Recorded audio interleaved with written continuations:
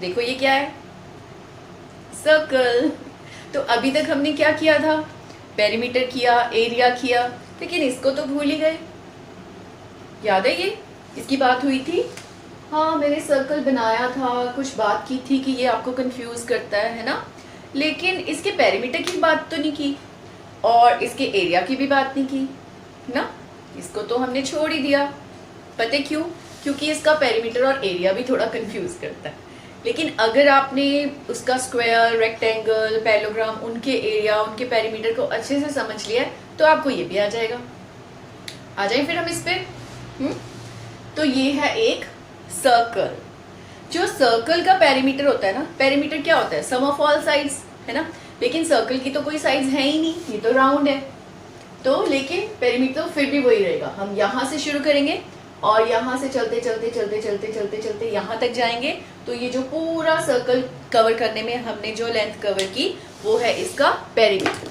लेकिन ये राउंड है तो इसके पेरीमीटर को पेरीमीटर नहीं बोलते, इसके पेरीमीटर को बोलते हैं सर्कमफेरेंस। क्या बोलते हैं? सर्कमफेरेंस। ठीक है, तो हमने देखना है सर्कल का सर्कमफेरेंस कितना होता है। साइंटिफिक मैथमेटिशियंस ने बहुत कोशिश की लेकिन कोई तरीका नहीं कर रहा था कि इसको कैसे करें। तो सिंपल सा तरीका लगाया कि एक थ्रेड ले लिया या फिर एक इंची टेप ले लिया, यहाँ से शुरू किया नापना और ऐसे करके ऐसे करके ऐसे करके ऐसे करके नाप लिया। ठीक है, कि कितनी लेंथ आई।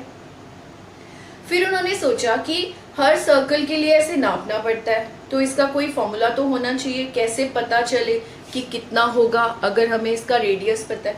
उन्होंने क्या किया कि जो बहुत सारे सर्कल्स लिए एक के बाद एक और उनको यूं उनका पूरा सर्कमफेरेंस नाप के उसको उसकी रेशियो बनाए उसके डायामीटर से। डायामीटर सबको पता है ना क्या होता है? रेडियस पता है? रेडियस होता है जो सर्कल का सेंटर है वहां से लेके यहाँ तक की सर्कल तक की लेंथ, वो कहीं भी लगाओ सब तरफ बराबर ही होता है ना, सब तरफ बराबर, वो रेडियस। और जो डायामीटर क्या होता है, वो एक कॉर्ड होती है जो उसके सेंटर में से पास हो रही है। एक तरफ इतनी ये रेडियस और इस तरफ भी रेडियस, तो जो डायामीटर होता है वो हमेशा रेडियस का डबल होता है। d is equal to 2r, है ना। तो इन्होंने बार बार क्या किया कि सर्कमफेरेंस भी कैलकुलेट करते थे, यूं करके नापते थे और उसका डायामीटर भी नापते थे और उसको डिवाइड करते थे, सर्कमफेरेंस अपॉन डायामीटर। एक सर्कल के साथ किया, दूसरे सर्कल के साथ किया, थर्ड के साथ किया, फोर्थ के साथ किया, तो क्या उन्होंने देखा कि हर बार आंसर सेम ही आता था। जब भी सर्कमफेरेंस को डायामीटर से किसी सर्कल के डिवाइड करते थे तो आंसर हर बार सेम आता था। और वो रेशो क्या आती थी? वो आती थी लगभग 22/7। पूरा 22/7 नहीं आता था। 22/7 देख के कुछ याद आ रहा है? क्या होता है इसे, क्या बोलते हैं इस वैल्यू को? क्या बोलते हैं? पाई। राइट, वेरी गुड, पाई बोलते हैं, है ना। वो पाई यहीं से बना है, सर्कमफेरेंस अपॉन डायमीटर करके जो वैल्यू आती है उसको पाई बोलते हैं, 22/7। लेकिन ये हर बार एग्जैक्ट 22/7 नहीं आती थी। देखो आप 22/7 को डिवाइड करके देखो, ये तो रिपीट होता है। 3 पॉइंट डिवाइड करके देखोगे ना तो ये आंसर आएगा 3.142857। फिर रिपीट हो जाएगा 142857, 142857।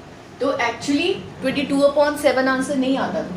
तो बड़ी कोशिश की उन्होंने सही वैल्यू निकालने की, तो अभी भी हम उसको ये समझ लेते हैं 3.14159। आपने देखा होगा कई बुक्स में ये वैल्यू गिवन होती है ना। अगर ना भी गिवन हो तो हमें इतनी वैल्यू याद रखनी चाहिए, 3.14। पाई की वैल्यू 22/7 तो याद रहनी ही चाहिए, उसके अलावा ये भी याद रहनी चाहिए। वैसे जब क्वेश्चंस आते हैं वॉल्यूम निकालने की या पाई जहाँ भी यूज होता है तो उसमें नॉर्मली हमको वैल्यू यही लेनी होती है 22/7।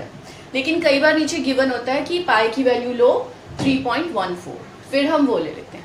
ठीक है, हो सकता है कि कभी कुछ एग्जाम्स में आपको पाई की वैल्यू के बारे में बोले ही नहीं, फिर आपको अपना दिमाग लगाना पड़ेगा। तो उसके लिए आपको ये भी याद होनी चाहिए, ये भी याद होनी चाहिए।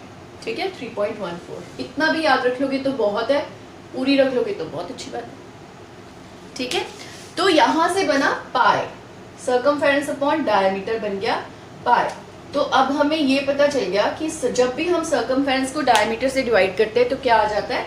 पाई। पाई यानी 22/7। अगर आपको ये चीज पता चल गई तो फिर तो आप सर्कमफेरेंस का फॉर्मूला बड़े आराम से बना सकते हो। जब ये तीनों वैल्यूज ही पता चल गई तो फिर तो बना ही सकते हो। कैसे? सर्कमफेरेंस का फॉर्मूला चाहिए ना, तो ये डी को उधर ले जाओ। Circumference is equal to pi into d, है ना। और पाई इंटू डी, पाई तो पाई है, डी क्या होता है, डायमीटर क्या होता है, 2r, पाई इंटू 2r, यही हुआ ना। तो इसीलिए सर्कल के सर्कमफेरेंस का फॉर्मूला है 2 पाई r। 2 को इधर ले आए, पाई r। ठीक है कुछ मुश्किल? Circumference of circle is equal to 2 pi r।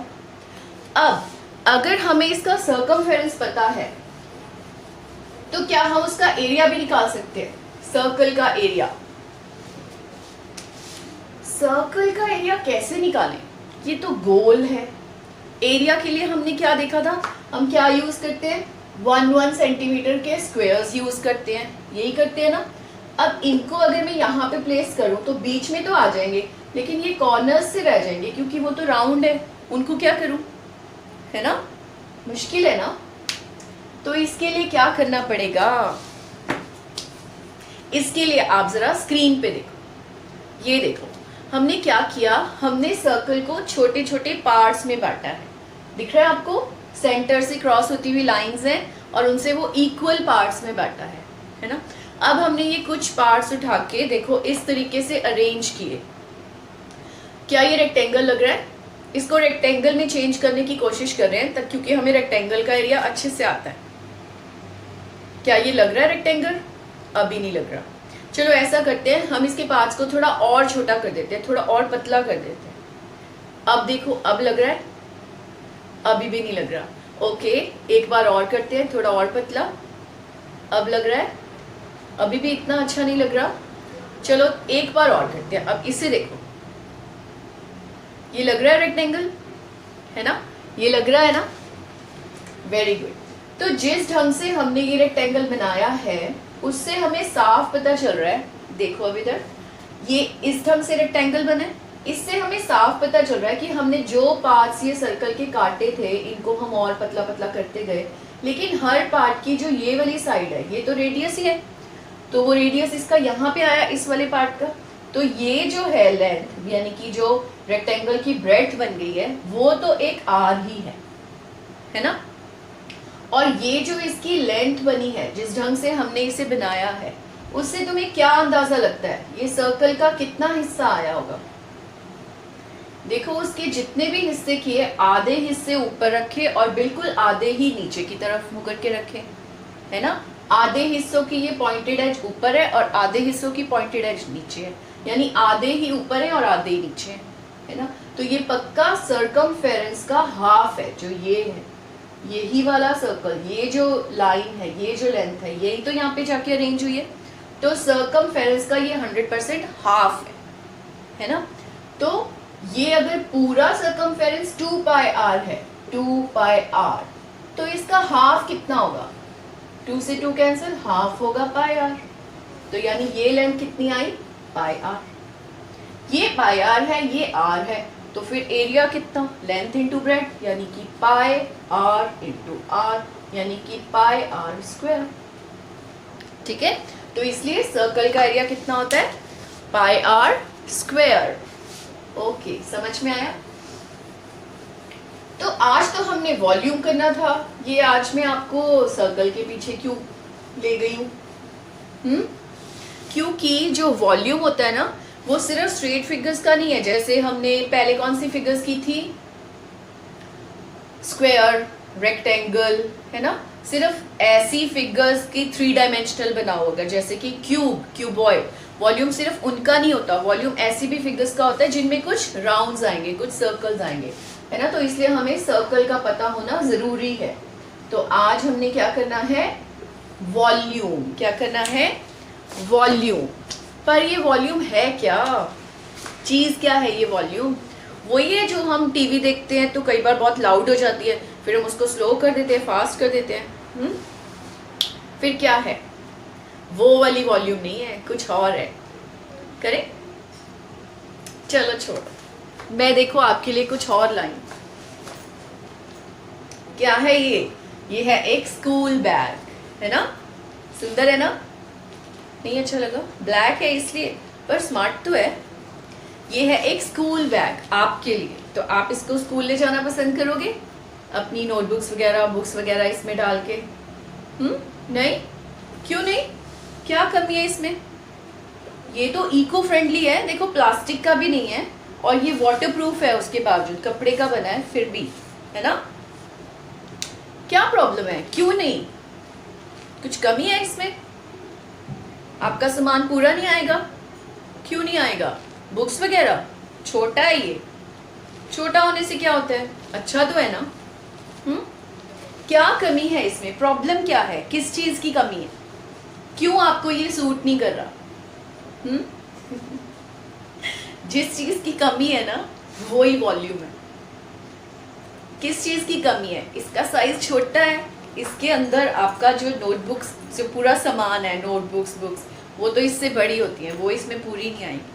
मतलब इसके अंदर इतनी कैपेसिटी नहीं है, इसके अंदर जो इतनी जगह नहीं है कि आपका पूरा सामान आ सके, है ना? उस हिसाब से ये छोटा है, अंदर उतनी जगह नहीं है। वो जो चीज है अंदर का स्पेस, किसी भी क्लोज चीज के अंदर का स्पेस, वो क्या होता है? उसका वॉल्यूम, उसकी कैपेसिटी। वो उसकी कैपेसिटी बताता है कि इसके अंदर कितना सामान आ सकता है। ठीक है? तो अब हमने उसको किसी स्टैंडर्ड यूनिट में नापना है। अब सामान कितना आ सकता है? अब बैग के बारे में क्या बताएं कि इसमें 8 बुक्स आ सकती हैं, या 9 बुक्स आ सकती हैं, या 20 बुक्स आ सकती हैं, ऐसे बताएंगे। या फिर और कुछ भी है, ग्लास है, कोई बॉक्स है, या कुछ भी है, उसकी कैपेसिटी कैसे बताएंगे? कोई स्टैंडर्ड यूनिट होना चाहिए ना? तो जैसे हमने पहले बात की थी कि अगर वन डायमेंशनल चीज को नापना है तो यूनिट भी वन डायमेंशनल, सिर्फ लेंथ को नापना है तो सेंटीमीटर्स, मीटर्स, किलोमीटर्स। अगर एरिया को नापना है, इस बीच के सारी जगह को नापना है, तो यूनिट भी 2 डायमेंशनल, क्योंकि ये 2 डायमेंशनल चीज हो गई।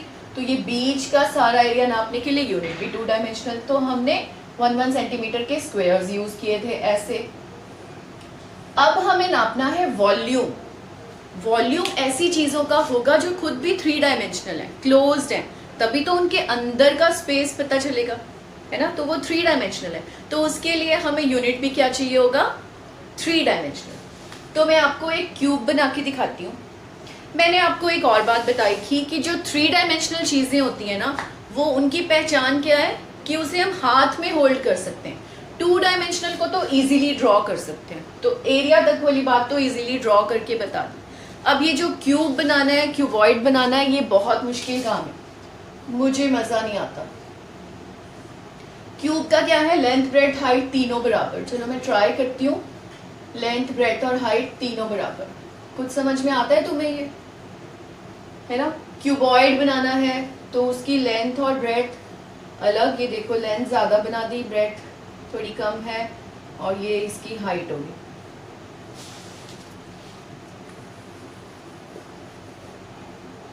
ये इसकी हाइट हो गई। ठीक है? तो ये बन गया क्यूबॉइड।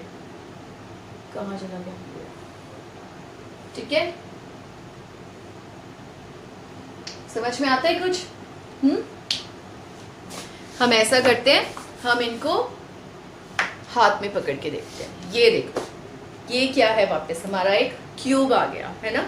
इसकी लेंथ ये है, ब्रेथ ये है और हाइट ये है, और आप बड़े आराम से देख सकते हो कि इसकी लेंथ, ब्रेथ, हाइट बराबर है। तो ये एक क्यूब है। ठीक है? अब मैं कुछ ऐसा लाती हूँ जैसे कि ये बॉक्स, इसकी ये लेंथ है, ये ब्रेथ है, ये तो ऑलमोस्ट बराबर लग रही है, लेकिन इसकी हाइट अलग है, हाइट उससे थोड़ी कम है। तो ये हो गया एक क्यूबॉइड। ठीक है?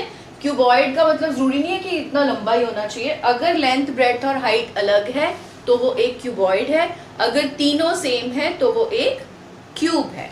ठीक है? अब हमने इसका निकालना है वॉल्यूम। वॉल्यूम के लिए हम क्या करेंगे? वॉल्यूम के लिए हमें छोटे छोटे क्यूब्स ही लेने पड़ेंगे। ऐसा क्यूब लेना पड़ेगा जिसकी लेंथ भी 1 सेंटीमीटर, विड्थ भी 1 सेंटीमीटर और हाइट भी 1 सेंटीमीटर। ऐसा लग रहा है ये क्यूब जैसा, 1 सेंटीमीटर का।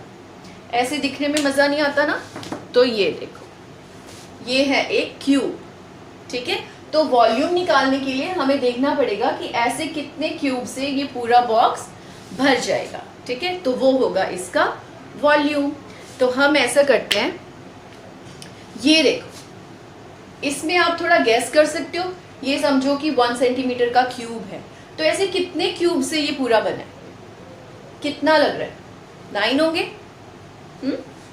वॉल्यूम का बड़ा सीधा तरीका है कि आप पहले उसके बेस का एरिया निकालो कि बेस में कितने क्यूब्स लगेंगे। एरिया से हमें पता चल जाएगा कि बेस में कितने क्यूब्स लगेंगे, फिर उसकी हाइट से मल्टीप्लाई कर देंगे, क्योंकि एक लेयर उतने क्यूब्स की, फिर एक और लेयर, फिर एक और लेयर, है ना। जैसे इसके बेस में 3 लेंथ 3 ब्रेड्थ, इसके बेस में 9 क्यूब्स लगेंगे, तो ये भर जाएगा पूरा।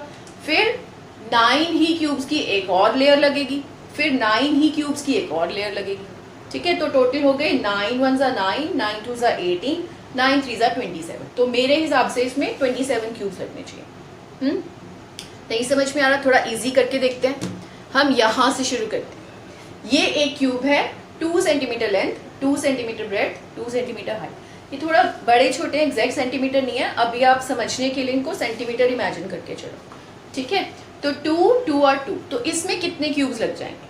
देखो इसके बेस में, मान लो कि ये ऑरेंज वाला बेस है, दिखाई दे रहा है कि बेस में 4 क्यूब्स तो लगे हुए हैं, 1 2 3 4 लगे हुए। तो ये एक लेयर बन गई 4 क्यूब्स की। हमें इसकी हाइट भी 2 सेंटीमीटर चाहिए, तो 4 के ऊपर कितने और क्यूब्स लगाने पड़ेंगे? 4 ही और लगाने पड़ेंगे, है ना। तो वो हो जाएगा 4 2 ज़ा 8 सेंटीमीटर क्यूब, उससे ये पूरा कवर हो गया, है ना। समझ में आ रहा है कुछ?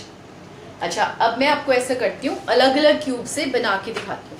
मान लो हमें एक क्यूब बनाना है, या एक क्यूब को अंदर से फिल करना है इन्हीं क्यूब्स के साथ, बड़े क्यूब को इन छोटे छोटे सेंटीमीटर क्यूब के साथ फिल करना है और देखना है कि उसका वॉल्यूम कितना है। उस क्यूब की लेंथ ब्रेड्थ और हाइट हमें दी हुई है 2 सेंटीमीटर्स, ठीक है, लेंथ भी ब्रेड्थ भी और हाइट भी। तो पहले लेंथ बनाने के लिए हमें 2 क्यूब्स चाहिए, ये मैंने 2 क्यूब्स ले लिए, ये बन गई इसकी लेंथ। फिर ब्रेड्थ बनाने के लिए भी 2 और, तो ये हो गए लेंथ और ब्रेड्थ। ये उस क्यूब का बेस तैयार हो गया, 4 क्यूब्स लग गए। अब हमें इसकी हाइट भी 2 सेंटीमीटर बनानी है। देखो ये क्यूब्स की अपनी हाइट 1 सेंटीमीटर है, तो 1 सेंटीमीटर ऊंचाई तो मिल गई है हमें, अभी हमको हाइट 2 सेंटीमीटर बनानी है। तो बताओ कि ऐसे कितने क्यूब और रखने पड़ेंगे? एक से बात बन जाएगी, ये मैंने एक रख दिया, इससे बात बन गई नहीं ना, सभी तरफ रखना पड़ेगा ना। तो कितने लगेंगे? और 1 और, ये एक और ये एक और, तो ये टोटल कितने हो गए? 4 बेस में थे, 4 ऊपर आ गए, तो टोटल कितने हो गए? 8। समझ में आया? तो इसका वॉल्यूम कितना है? 8 सेंटीमीटर क्यूब। है कुछ मुश्किल? कैसा लगा आपको? ठीक है, तो वॉल्यूम इसका क्या हुआ? 2 मल्टीप्लाई 2 मल्टीप्लाई बाय 2, ठीक है। 2 2 ज़ा 4, 2 ज़ा 8, और इसके यूनिट में क्या लिखेंगे? Centimetres cube. क्यों सेंटीमीटर्स क्यूब? क्योंकि हमने वॉल्यूम को कैलकुलेट करने के लिए किस चीज का यूज किया है? उन छोटे छोटे क्यूब्स का, उन्हीं को तो हमने काउंट किया है, फिर कितने लगे, है ना। तो ये था क्यूब का। अब हम एक क्यूबॉइड लेके चलते हैं, ठीक है। क्यूबॉइड के लिए जैसे ये था, अब हमें देखना है कि इसके अंदर कितना स्पेस है ना। तो ये हमने खोला, देखो इसकी लेंथ ये है, ब्रेड्थ ये है, और ये इसकी हाइट है, अंदर से ये खाली है। अब हमें देखना है कि कितने सेंटीमीटर क्यूब से ये पूरा भर जाएगा, ठीक है। अब मान लो कि इसकी लेंथ और ब्रेड्थ है 3 सेंटीमीटर। अब ये देखो, अगर 3 ही लेंथ है और 3 ही ब्रेड्थ है, तो ऐसे 9 क्यूब्स लगेंगे, है ना। ये मैंने 9 क्यूब्स बना रखे हैं, ठीक है। ये मैं इसमें डाल के देखती हूँ, इसमें पूरे आते हैं क्या।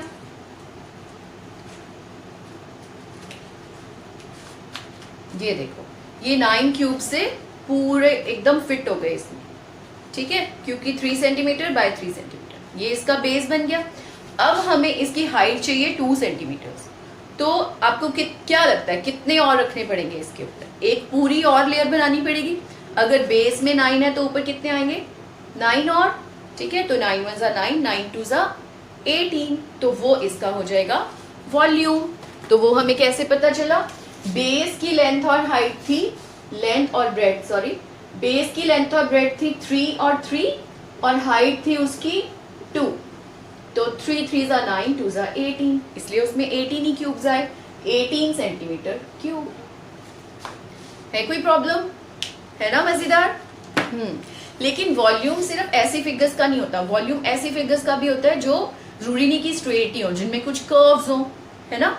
तो फिर भी आपने बिल्कुल नहीं घबराना। वॉल्यूम के लिए बेस्ट तरीका क्या है, अगर कोई भी ऐसी शेप है जिसकी वॉल सीधी खड़ी है, स्ट्रेट, एक होता है ना स्लांट, एक होता है स्ट्रेट, अगर उसकी वॉल सीधी खड़ी है तो वॉल्यूम बहुत ईजी है। अगर स्लांट है तो भी कोई ना कोई तरीका निकल आता है, लेकिन अगर सीधी खड़ी है तो बहुत ही आसान है।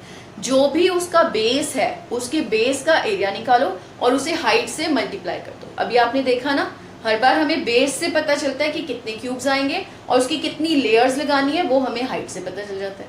ठीक है, तो हमेशा area of base multiply by height, वही होता है उसका वॉल्यूम। देखते हैं हम एक फिगर के साथ। ये देखो, ये है एक सिलेंडर, इसका भी आता है ना वॉल्यूम। तो सिलेंडर क्या होता है? वैसे आपको पहचान है सिलेंडर? जब आप सुनते हो सिलेंडर तो पता चलता है कैसी शेप है। ये है असली सिलेंडर। जो गैस का सिलेंडर होता है वो नहीं है, उसके ऊपर तो हैंडल सा लगा हुआ है, वो एक्स्ट्रा सा कुछ है ना, इतना होता है। सर्कुलर बेस, सर्कुलर टॉप, और जो वॉल्स हैं वो स्ट्रेट खड़ी हैं, कोई स्लांट नहीं है। समझ पे आ गया? अब हमें इसका वॉल्यूम निकालना है। अब इसकी भी वही प्रॉब्लम, इसके अंदर हम वो क्यूब्स को कैसे फिट करें? वो तो चौरस है, स्ट्रेट है उनकी साइड्स, ये तो साइड से कर्व्ड है, तो नहीं हो पाएगा। कोई मुश्किल नहीं है, आपको सिर्फ बेस का एरिया निकालना है और उसको हाइट से मल्टीप्लाई कर देना है। अब इसका बेस कैसा है? इसका बेस है सर्कुलर, तो एक सर्कल का एरिया पता होना चाहिए। सर्कल का एरिया क्या होता है? पाई आर स्क्वायर, हमने अभी किया। तो फिर सिलेंडर का वॉल्यूम क्या हो जाएगा? पाई आर स्क्वायर मल्टीप्लाई बाय इसकी हाइट, है ना। सर्कल का एरिया क्या होता है? ये पता चला आपको, क्यूब, क्यूबॉइड। तो अब आ गई बारी हमारे स्फीयर की, ओ सॉरी सिलेंडर की। स्फीयर पे भी आएंगे, स्फीयर भी बहुत अच्छी चीज है, स्फीयर और हेमिस्फीयर। तो ये है हमारा सिलेंडर, सर्कुलर बेस और ये उसकी हाइट। तो हमें क्या करना है? बस इस सर्कुलर बेस का एरिया निकालना है। ये रेडियस भी आपको गिवन होगा और ये हाइट भी आपको गिवन होगी। तो सर्कुलर बेस, सर्कल का एरिया पाई आर स्क्वायर, और इसे क्या करना है? हाइट से मल्टीप्लाई कर देना है, तो इसका वॉल्यूम बन जाएगा पाई आर स्क्वायर एच। है कुछ मुश्किल? इसी से मिलती जुलती एक और फिगर होती है कोन। कोन को भी समझो कि वो इसी में से काट के बना है। इसी का सेंटर पॉइंट लेके उसको यूं मिला दो, कॉर्नर्स के ये सारा काट दो। तो मैं आपको वैसे बता देती हूँ कि जो कोन होता है, कोन का एरिया जब हम यूं काट देते हैं ना सिलेंडर को, तो वो क्या निकलता है? इसका 1/3 हो जाता है। तो कोन का एरिया कुछ नहीं होता, सिलेंडर का ही 1/3, यानी 1/3 पाई आर स्क्वायर एच। ठीक है, तो कैसा लगा आपको? ये था आपका वॉल्यूम। बाकी स्फीयर, हेमिस्फीयर, वो भी बड़ी मजेदार फिगर्स हैं, वो हम बाद में करेंगे। उसके अलावा इन्हीं सभी फिगर्स का सरफेस एरिया भी आता है, सरफेस एरिया, वो भी हम करेंगे नेक्स्ट वीडियो। ओके, अच्छा एक बात और, जैसे ये जो हमने किया, ये तो हमने सभी के फॉर्मूले किए ना, है ना, हर चीज के वॉल्यूम का फॉर्मूला, लेकिन इनको अप्लाई करना वो भी इतना इजी नहीं होता हर बार। अगर तो सीधे सीधे रकमें दी हुई हैं तब तो आप आसानी से कर लेते हो, है ना, यूनिट भी डाल देते हो। लेकिन अगर वो जो स्टेटमेंट वाली प्रॉब्लम्स होती हैं उनमें कभी कभी प्रॉब्लम आ जाती है ना, तो अगर ऐसी कोई प्रॉब्लम फेस कर रहे हो तब क्या करोगे? उसका भी एक सॉल्यूशन है। आप ऐसे करो, आप उसी प्रॉब्लम की फोटो खींच के मुझे मेरे आईडी पे मेल कर दो। ये है मेरा ईमेल आईडी। ओके, आप उसे मेल कर दो, फोटो क्लिक करके, टाइप करके नहीं करना, क्योंकि मैथमेटिक्स है, वो कभी कभी टाइपिंग में अगर छोटी सी भी मिस्टेक हो गई तो क्वेश्चन की सेंस ही चेंज हो जाती है कई बार, या फिर अगर फिगर्स गर्ल टाइप हो गई तो फिर भी बात नहीं बनेगी, है ना। तो आपने क्या करना है, उसकी फोटो क्लिक करके मुझे मेल कर देना है और मैं आपको उसका सोल्यूशन दे दूंगी। ठीक है, और लेकिन उसके बाद मेरे चैनल को सब्सक्राइब करना नहीं भूलना, क्योंकि जो भी सॉल्यूशन है वो आपको मेरे चैनल पे मिलेंगे। ओके, तो ये स्क्रीन पे मेरा आईडी है और मेरा चैनल भी है जिसे आपने सब्सक्राइब करना है। Okay, thank you.